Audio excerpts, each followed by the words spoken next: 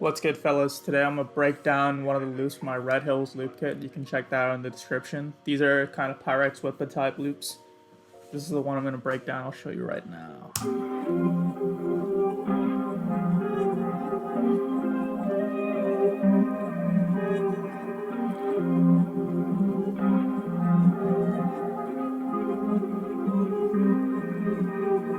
Alright, so I'm gonna get into some of the instruments that I use for this. So first of all, we come in here, ample guitars.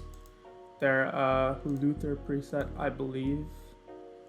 Yes. Then let me just play this for you real quick.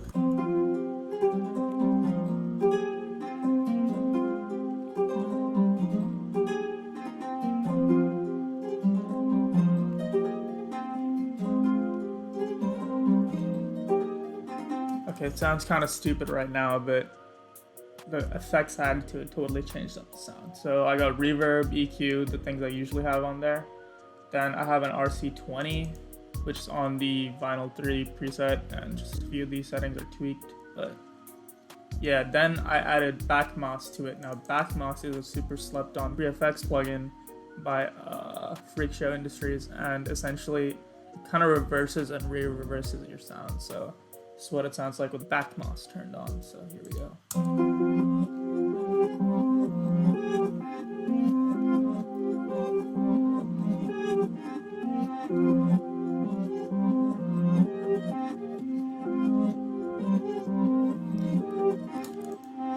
So yeah, it sounds way darker, and essentially you probably notice that it doesn't start reversing on the one. So what I did was I took two of these. I went to render the audio file, recorded it.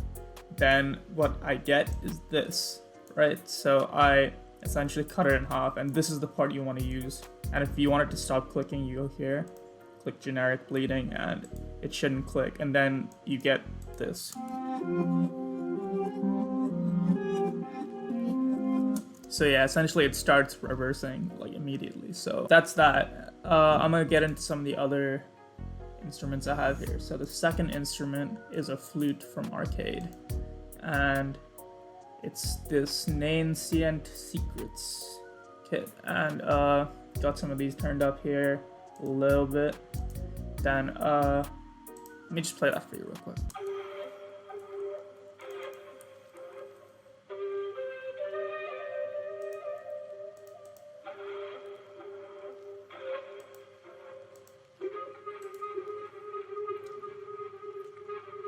So yeah, this little effect here actually changes it. So if you didn't know, these play notes, and then these black notes add effects. So these will change up like completely like how your sound works here. So let me get into the effects. Nothing crazy for these.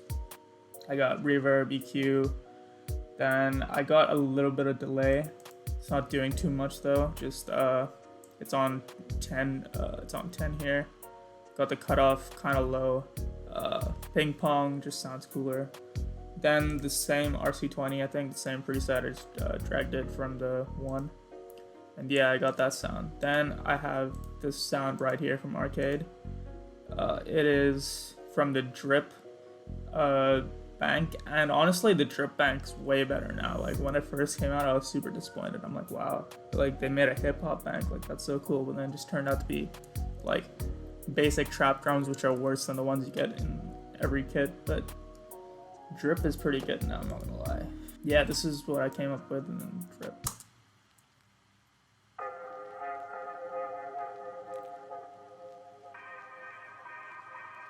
It's just an accent. Like everything else apart from the guitar is really more of an accent, and it just comes together to make this ambient sort of like devil music basically. So the effects I have on it are essentially the same as the Arcade. Delay, RC20, same preset, yes, same preset, and EQ and all that. And then you get the final loop, pretty much. So I'm gonna get into the beat now, so I'll catch you guys in a bit. So yeah, if anyone's wondering, this beat is up for sale in my store. I'll have a link in the description below. So let's get into it. Essentially, I started with the snare.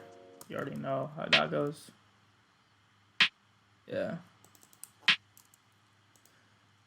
You kind of want a lower snare or a rim for these like Pyrex kind of beats. So then we get onto the hats, and this is pretty important. If you've ever listened to a Pyrex song, you know that dude spazzes on his hats. So before I started, I had a looperator on here. It just totally changed up the sound in terms of the effects, but it was just acting up. I just couldn't do it. So I ended up with this pattern here, and to make this,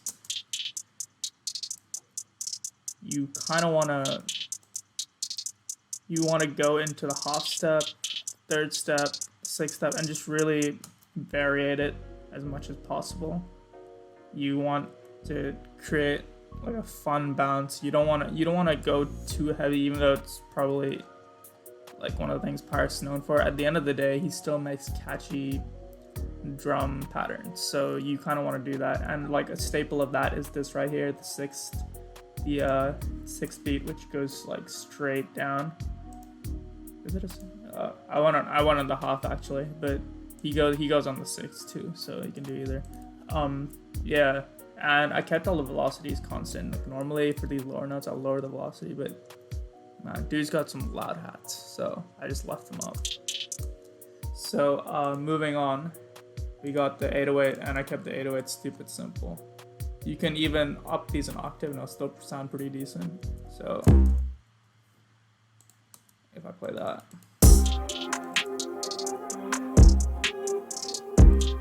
But I chose to keep it down here.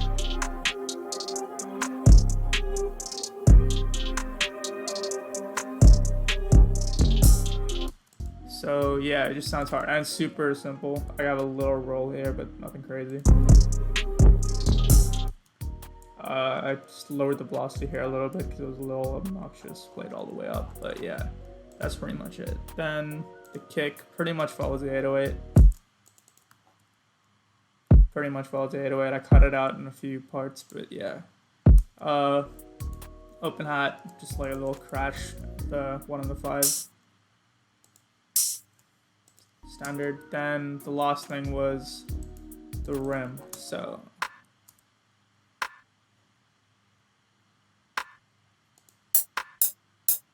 yeah, super basic. You want to keep the BPM at 128.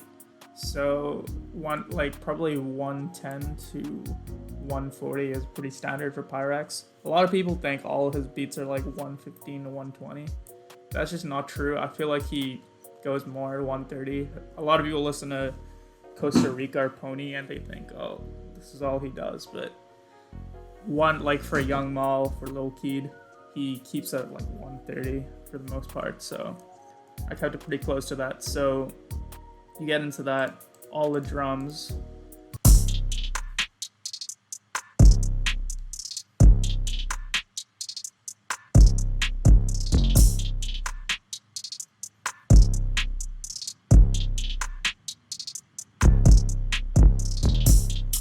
Alright, yeah, that's pretty much the beat. I have a hook here, verse, hook, verse, and then this little bridge right here, kind of a verse, kind of like a breakdown. But so yeah, catch you later.